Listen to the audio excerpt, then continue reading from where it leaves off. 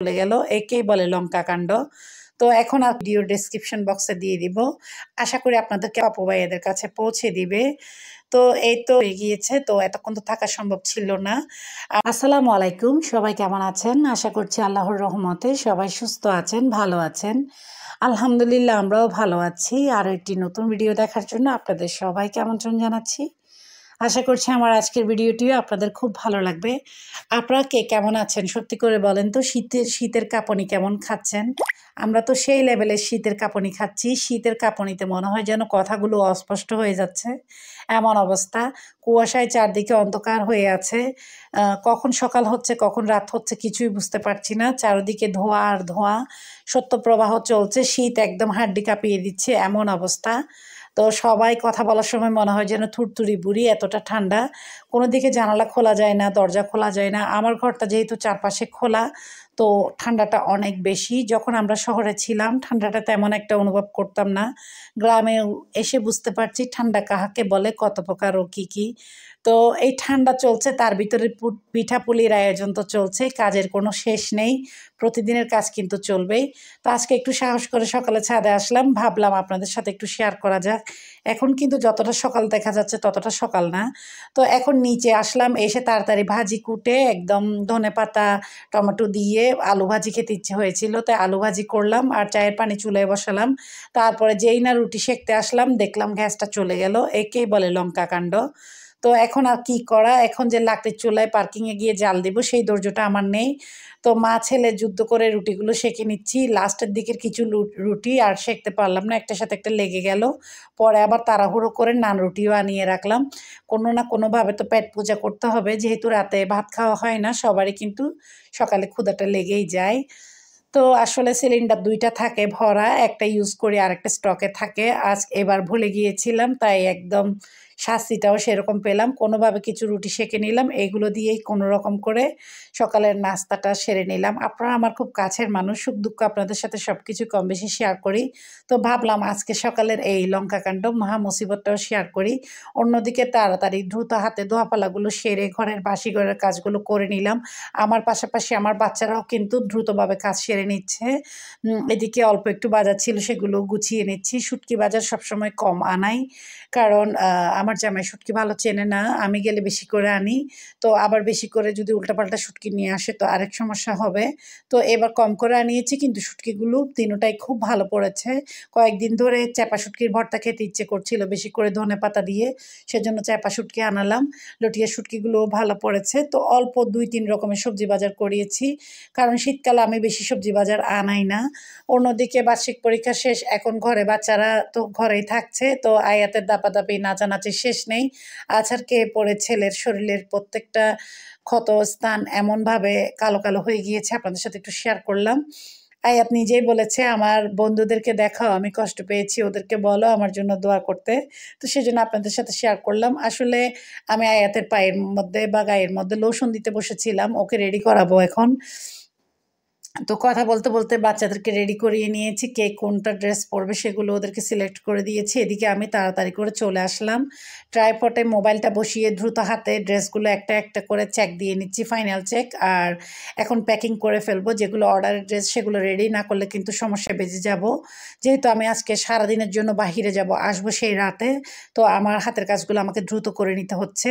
তো যারা আমার নতুন ভিডিওটা আজকে দেখছেন, মানে আমার ভিডিওটা নতুনভাবে, তো তারা তো বুঝতে পারবেন না আমি কেন ড্রেস ভাঁজ করছি। তাদের উদ্দেশ্যে বলছি, যারা আগে থেকে দেখছেন আপনারা তো জানেন। তো আমার ফেসবুক পেজে, এটা আমার নতুন পথ চলা, আমার একটা বিজনেস পেজ। এখানে আমি আপনাদের পছন্দনীয় কিছু পোশাক আশাক আমি শেয়ার করে থাকি।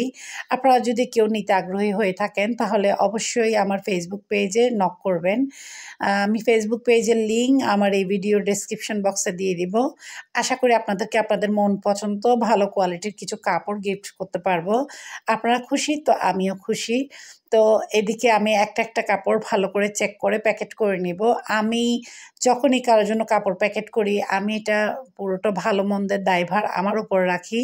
কারণ আমি চাই যারা আমার কাছ থেকে বিশ্বাসের সাথে কাপড় নিবে ওরা যেন প্যাকেট করলে কাপড়টা দেখে কোনো রকমের সংশয় মনে রাখতে না হয় যে আপা এটা কী কাপড় দিল। তা আমি ভালো করে চেক করে নিই, ভালো খারাপ যেটাই হোক না কেন সেটা আমি আমার উপরেই রাখি যেন কারো হাতে খারাপ কাপড় না পড়ে, সেটা মাথায় রেখে কাপড় দিই। কাপড়ের কথা বলতে বলতে এদিকে কিন্তু ঝাঁকানাকা ভিডিও চলে এসেছে।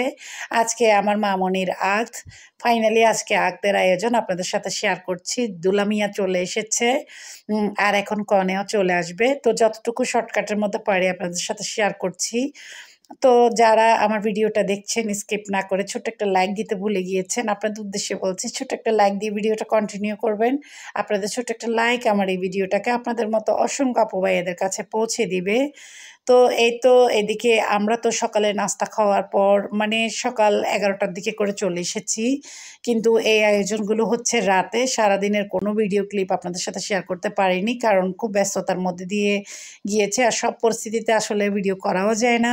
তো এটা হচ্ছে রাতের আয়োজন। এই আয়োজনটার সময় কিন্তু আমি ছিলাম না, এগুলো আমার মামনির কাছ থেকে, আনিসা মামনির কাছ থেকে আমি পেয়েছি ভিডিওগুলো। এই সময়টাতে আমি না থাকলেও তো ভিডিওর মাধ্যমে এখন আমি নিজেও দেখতে পাচ্ছি, ভাবলাম আপনাদের সাথেও একটু শেয়ার করা যাক। আপনারা আমার আনিসা মামনি আর মাহিন বাবার জন্য দোয়া করবেন, ওরা যেন ওদের দাম্পত্য জীবনে সুখী হতে পারে, নিজেরা সুখী হয়ে অন্যকেও যেন সুখী রাখতে পারে, মা বাবার মুখ উজ্জ্বল করতে পারে, শ্বশুরবাড়িতে সবার মন জুগিয়ে, এবং শ্বশুরবাড়ির সবারও যেন আদরের বউ হয়ে থাকতে পারে, ওদেরকেও যেন সম্মানের সাথে রাখতে পারে। আপনারা সবাই আমার মামনিটার জন্য দোয়া করবেন। মেজো আপা আর মেজো দুলাভাই জামাইকে মিষ্টি মুখ করাচ্ছে। তো এই সিনগুলো আসলে আমি ভিডিওর কারণে দেখতে পেয়েছি, এই সময়টাতে আমি ছিলাম না। আমরা মসজিদ থেকে আক্ত হয়ে ওরা আসার পর আমরা চলে এসেছি। প্রায় আক্তের পর 10-15 মিনিটের মতো ছিলাম, তারপরে ঘরে চলে এসেছি। কারণ এই আয়োজনগুলো হয়েছে তখন প্রায় রাত অনেকটুকু হয়ে গিয়েছে, তো এতক্ষণ তো থাকা সম্ভব ছিল না। আমরা আক্তের পরপরই চলে এসেছি মসজিদ থেকে। যখন আমার বাচ্চারা, আমার জামাই ওরা এসেছে, এরপর 10-15 মিনিট বসেছিলাম, তারপরে আমি ঘরে চলে এসেছি। তো এখন এদিকে শেহতাজ ওর দুলাভাইকে একটা চেইন পরিয়ে দিচ্ছিল, সুন্দর সুন্দর কিছু সময়। তো আসার পথে আমি দোকান থেকে কিছু নাস্তা কিনে নিয়েছি, কারণ ঘরে এসে আবার রাতের জন্য নাস্তা বানানো এটা আমার ইচ্ছে করছিল না, রাতের খাবারের তো আয়োজন করতে হবে তাই না। তো ভাবলাম কিছু হালকা খাবার কিছু কিনে নিই, ঝাল খাবার। তো এত রাতের বেলা দোকানে গেলে দেখা যায় কি তেমন একটা নাস্তা কিছুই পাওয়া যায় না, ঝাল নাস্তা। তবে আমি যা পেয়েছি সব কিছু আপনাদের সাথে শেয়ার করব। টুকটাক কিছু পেয়েছিলাম, তবে সেগুলোই গরম করে বাচ্চাদেরকে খাইয়েছি আর কি, কিছু করার ছিল না। তো এদিকে আমি ফ্রিজের ভিতর কেকগুলো দেখছিলাম, যেহেতু আমি নিজেও কেকের কাজ করি, কেক দেখলে কিন্তু একটু দেখতে ইচ্ছে করে। তো এইগুলো দেখছিলাম কতটা সিম্পলভাবে কেক ওরা তৈরি করে নিয়েছে, এগুলো দেখছিলাম। অন্যদিকে ওরা নাস্তা প্যাকেট করছিল। তো অনেক কিছু ভাবছিলাম, অনেক কিছু বলে ফেলেছি। যারা আজকে প্রথম আমার ভিডিও দেখছেন, আমার ভিডিওর কোনো অংশ যদি এতটুকু ভালো লেগে যায়, আপনাদের উদ্দেশ্যে বলছি পরবর্তীতে নতুন ভিডিও দেখতে চান তাহলে এখনই আমার চ্যানেলকে সাবস্ক্রাইব করে পাশে থাকা all button bell button click করতে ভুলবেন না। এতে করে আমি পরবর্তীতে যে কোনো নতুন রেসিপি বা ব্লগ ভিডিও দিলে আপনাদের মোবাইলের নোটিফিকেশন পৌঁছে যাবে, অবসর সময় দেখে নিতে পারবেন। আর যারা শুরু থেকে এই কাজটা করে আমার চ্যানেলের সাথে আছেন, আপনাদের সবাইকে অনেক অনেক ভালোবাসা, অনেক অনেক ধন্যবাদ। আর যারা নতুন অ্যাড হচ্ছেন আপনাদেরকেও অনেক ধন্যবাদ। তো এই তো কিছু 2টা বার্গার পেয়েছি আর 4টা রোল পেয়েছি, এটুকুই ঝাল নাস্তা পেয়েছি। আলিফ তো মিষ্টি খাবার খেতে চায় না, পাখরখানিগুলো আজান আর আয়াত খাবে। তো এগুলো অন্যদিকে আমরা যখন নাস্তার আয়োজনে এদিকে বিজি, অন্যদিকে কিন্তু দামাকাদার খাওয়া দাওয়া চলছে। তো আমি ছিলাম না, কিন্তু ভিডিওর মাধ্যমে দেখেছি, ভাবলাম আপনাদের জন্য একটু শেয়ার করা যাক। তো এই তো এরা সুন্দর করে খেয়ে নিচ্ছে গল্পগুজব করতে করতে, সুন্দর লাগছিল দেখতে আমার মামনিটাকে। তো দুজনকে দেখতে মনে হচ্ছে যেন একদম মানিকজোড়, দেখে খুব ভালো লাগছিল। আলহামদুলিল্লাহ, মাশাল্লাহ, আমার মেয়েটা শ্বশুরবাড়িতে সবার মন জুগিয়ে চলছে, এটা দেখেই আমার খুব ভালো লাগছে। তো শ্বশুরবাড়ির সবাই কিন্তু আমার মামনির সাথে একদম বন্ধুর মতো, তো দেখতে ভালো লাগছিল। আপনারাও আমার মামনিটার জন্য দোয়া করবেন। তো এদিকে আমি ভিডিওগুলো দেখছি আর আপনাদের সাথে কথা বলেই যাচ্ছি। আপনারা কেউ যদি আমার ব্লগ ভিডিও দেখে ড্রেসগুলো নিতে আগ্রহী হয়ে থাকেন, শাড়ি, ড্রেস, সোয়েটার, চাদর সবকিছু আছে। তো আপনারা আমার ফেসবুক পেজের ইনবক্সে নক করতে পারেন। আমি ডিটেইলে কাপড়ের বিষয়ে আপনাদেরকে জানিয়ে দিব। এগুলো হচ্ছিল প্যাকেটেরগুলো আগদে মসজিদে যে নাস্তাগুলো বিতরণ করা হয়েছে সবাইকে, সেই নাস্তাগুলো 2 প্যাকেট আনা হয়েছিল। বাচ্চারা ওখানে খায়নি, ওদেরগুলো নিয়ে এসেছে। এখন রাতের ঝাল নাস্তাগুলো খাওয়ার পর ওরা এখন এগুলো খাবে আর মিষ্টিগুলো আপা দিয়েছিল। তো এগুলো খাবে। এদিকে আমি কিছু ড্রেস শেয়ার করছি। আজকের ভিডিওটা এভাবে সিম্পলের মধ্যে সাজিয়েছি। আপনাদের কার কেমন লেগেছে আমাকে কমেন্ট করে জানাবেন, আর কি অ্যাড করলে ভালো হবে সেটাও জানাবেন।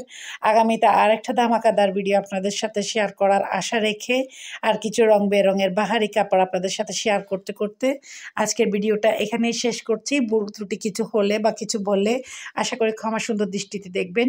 সবাই সবার জন্য দোয়া করবেন। গত 3 দিনে আমার শ্বশুরবাড়ির মসজিদে 3টা জায়নাজা হয়েছে। প্রতিদিন বলতে গেলে মানুষ মারা যাচ্ছে। তো দেখা যাচ্ছে বিয়ের আনন্দ না মৃত্যুর শোক, কোনটা করব বুঝতে পারছি না।